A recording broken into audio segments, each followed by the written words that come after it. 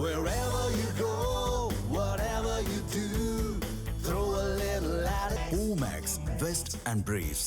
தேர்தல் நடத்தை விதிகள் அமலுக்கு வந்துள்ள நிலையில் மதுரையில் கருணாநிதியின் முழு உருவ சிலை மூடப்படாமல் இருப்பது சர்ச்சையை ஏற்படுத்தியுள்ளது. இது தொடர்பான கூடுதல் தகவல்களை செய்தியாளர் நாகேந்திரன் வழங்க கேட்கலாம். நாகேந்திரன் வணக்கம். தொடர்ச்சியா தேர்தல் அதிகாரிகள் தேர்தல் தேதி குறிப்பிட்ட உடனேயே நடத்தை விதிமுறைகள் அமலுக்கு வந்துருச்சு அப்படின்னு சொன்ன நிலையில தற்போது இந்த சிலை மூடப்படாம இருக்கு. காவல்துறையினர் தரப்பிலிருந்து என்ன சொல்றாங்க? எதனால இது மூடப்படாம இருக்கு?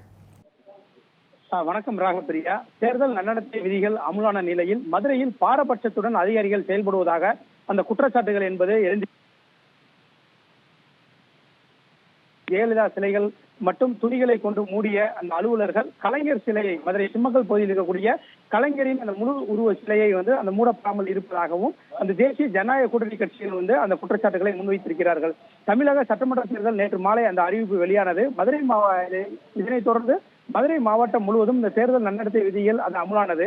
மாவட்டம் முழுவதும் இந்த கட்சி தலைவர்களின் சிலைகள் மற்றும் புகைப்படங்கள் சின்னங்கள் மறைக்கும் பணிகள் நடைபெற்று வருகின்றன. மதுரை அந்த கே கே நகர் பகுதியில் இருக்கக்கூடிய எம்ஜிஆர் மற்றும் ஜெயலலிதா ஆகிய இருவரினுடைய அந்த முழு உருவ சிலைகளை அதிகாரிகள் அந்த மாநகராட்சி அதிகாரிகள் துணிகளை கொண்டு மூடி இருக்கின்றனர். ஆனால் மதுரை சிம்மக்கல் பகுதியில் இருக்கக்கூடிய கலைஞரின் அந்த முழு உருவ சிலையை மூடப்படாமல் இருக்கின்றது. தேர்தல் நன்னடத்தை விதிகள் அமுலான பின்னரும் கூட அதிகாரிகள் பாரபட்சத்துடன் பணியாற்றுவதாக தேசிய ஜனநாயக கூட்டணி கட்சியினுடைய நிர்வாகிகள் குற்றச்சாட்டுகளை முன்வைத்திருக்கின்றனர். இந்த மதுரையில் இது போன்று அதிகாரிகள் தற்போது இந்த அரசு திமுக தலைமையிலான அரசு செயல்படுவதாகவே நினைத்துக் கொண்டு அவர்களுடைய பணிகள் இருந்து வருவதாகவும், ஆனால் தேர்தல் நன்னடத்தை விதிகள் அமுலாகி மாவட்ட ஆட்சியரின் அவருடைய கட்டுப்பாட்டின் கீழ் இந்த தேர்தல் நன்னடத்தை விதிகள் அமுலானாலும் கூட ஆனால் பெரும்பாலான அதிகாரிகள் திமுகவிற்கு சாதகமாக செயல்படுவதாகவும் அந்த குற்றச்சாட்டுகள் என்பது நிலவி இருக்கின்றது.